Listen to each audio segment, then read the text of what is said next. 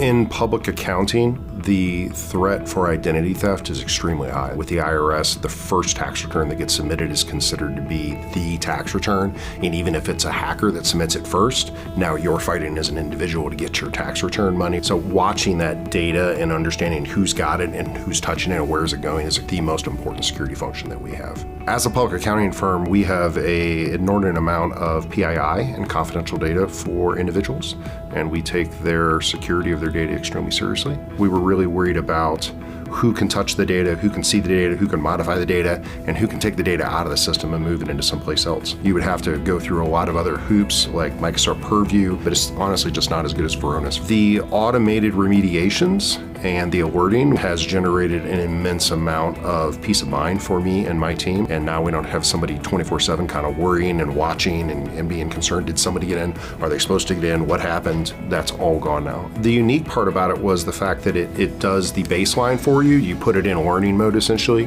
and it watches your environment, and it takes that data and basically goes, okay, Rob touches 100 files a day, right? And all of a sudden he's touched 10,000 files.